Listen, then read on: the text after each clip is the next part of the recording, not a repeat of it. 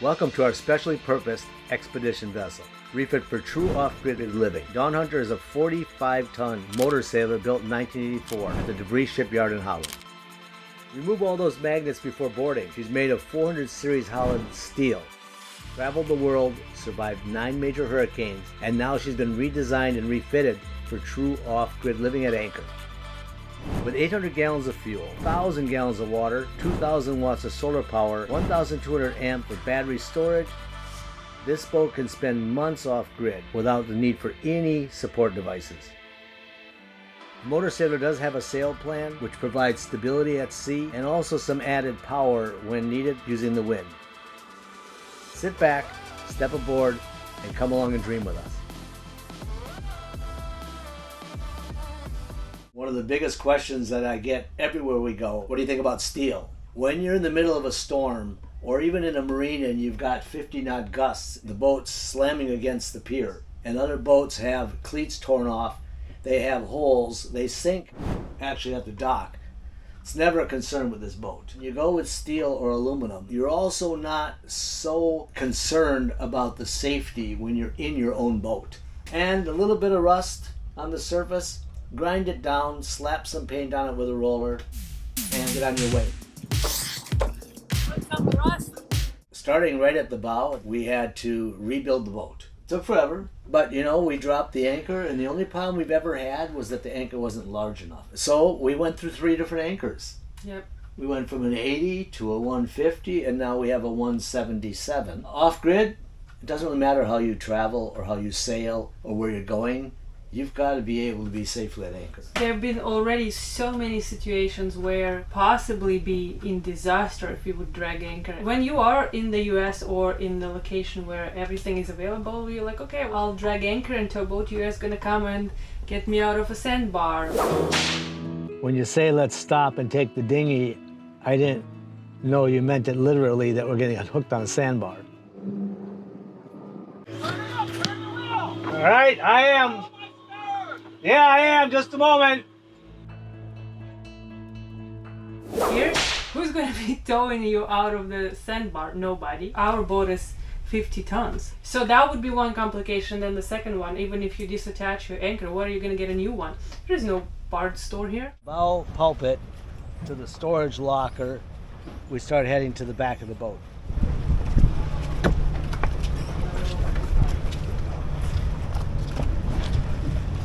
Getting on a sailboat, I instantly learned that I am not excited about foul weather gear, rain, sleet, snow, and most important, sunshine. The biggest priority was to build a wheelhouse, and thus it gave us a place to also mount solar panels. I'm coming or what? So this is our back area where we spend most of our time when we are at anchor. Wow, excellent. Great shells. New cushions and the whole sitting room. 2 solar panels was not enough. 4 was kind of okay. 6 was required for the type of living that we were doing. How about 20? Very top solar panel will be mounted on the stainless steel rail, and that solar panel will slide out over the starboard side and the same on the port side, providing shade for the windows, providing double the solar surface area, and also grab rails for safety. We designed a system where we had double panels stacked, and at anchor we could slide the lower ones out, which would provide sun and shelter for the aft deck, and then 2 additional panels above the dinghy. Panels that we put over the dinghy, to my surprise, are serving a double purpose. They're bifacial, which means that they collect the sun's rays from on top, and they collect the reflection off the water, or in this case off the dinghy. And it keeps the dinghy out of the sun. Yes. A dinghy davit system has turned out to be, I think, one of the very best things that I did on the boat. And now I have the correct pivot pins on the bottom, double supports. I added a couple of cross braces. Dinghy is your truck. It's the only way of transportation.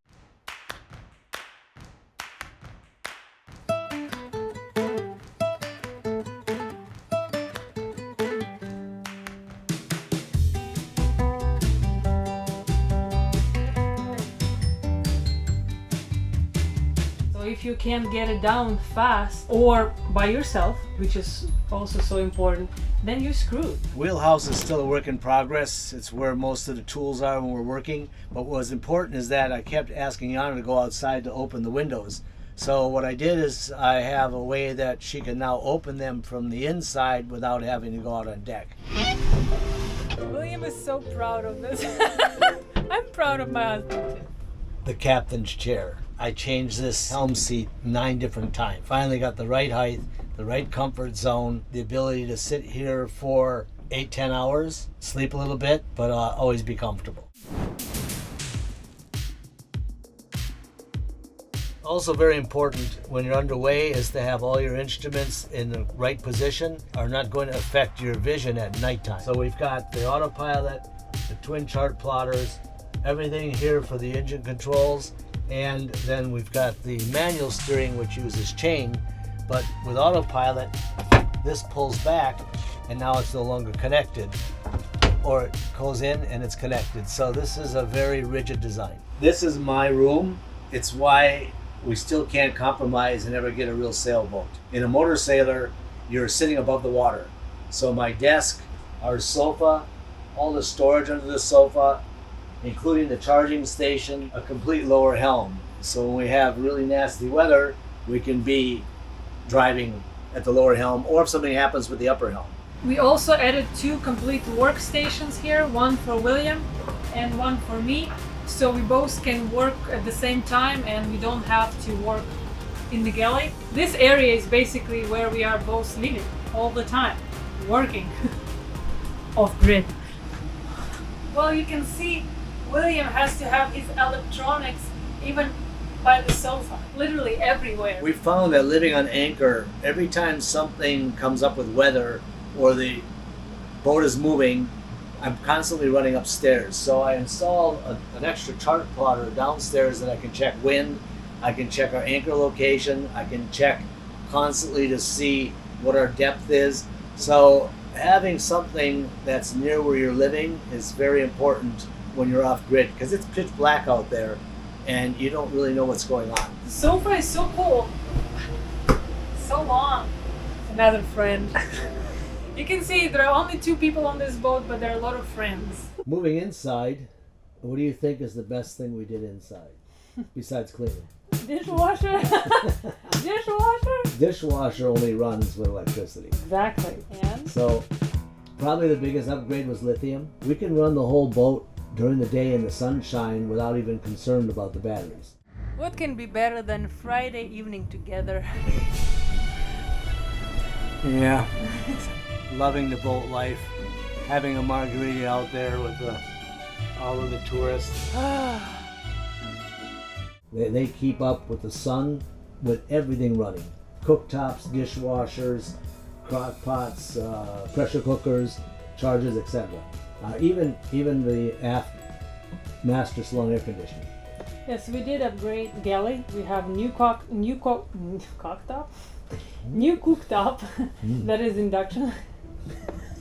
Cooks fast, but it goes on and off. And then I do have to always kind of like know what am I doing and when. Anything that requires quite a bit of time in the morning, preferably. I run the dishwasher also in the morning. The sun is going down, then we try to grill and not to cook a big meal in the evening because the batteries might go down and we want to keep them charged through the night in case if we want to run our small air conditioner in the bedroom, which is a DC. Who needs an oven when you've got this in the galley? I need an oven. Come to the galley, my domain, my pig. This is an induction cooktop that we installed. I try to keep it clean. We have a coffee maker here. William and I are quite addicted to coffee, so we had to invest in that. Adjustable table. This sitting is good for 2 people, and we usually don't have anybody else here. We cut it away, it was much larger. We installed fridge and freezer unit and we put the oven on top. After me begging for months and all these things scattered around the whole kitchen, he finally gave up and we removed the mirror from this wall and we installed these amazing storage baskets that I am now so proud of. I have another freezer right here. It's small. It's very nice. We do have another fridge, which is a cold plate. Cold plate is the best thing ever because off-grid freezer units are not running constantly or 177 times a day turning on and off. The cold plate turns on once every 24 or 36 hours. Upgraded the sink to a larger round sink, sprayers and stuff. Filtered water here. Lithium with the solar has allowed us to not use the generator. But we do have a brand new generator. It's the sound box for the new phaser generator. It's a 7.5 kilowatt. Generator is also super important because a lot of times there was bad weather with rainy, cloudy days for multiple days in a row, and then the solar can't keep up with 3 meals a day, running air conditioner, etc. Of course, you don't have to do any of this, right? But you would like to, so the generator actually allows you to do so without being too much concerned about the weather. Master bedroom! That's where your off-grid dreams come true.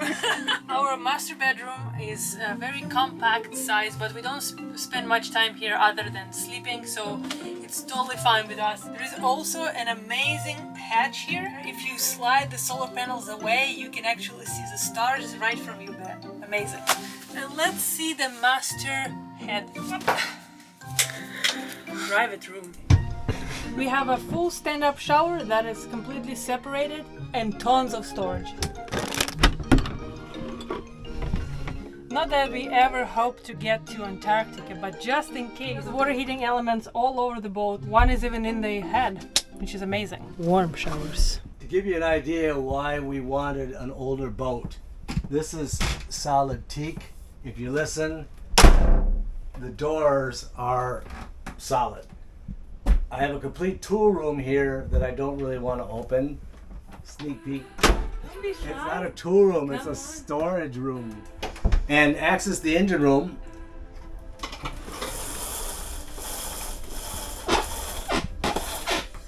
The buddy room. I've got the lithium batteries, Victron, Schechner water maker, engine oil changing system, transmission, generator on this side, fuel system behind me, and then the pump station and the hydraulics off to the right. What's unique about the boat is when it was designed, and it was designed for long motor sailing voyages, exactly midship and waterline below is a 1,000-gallon water tank.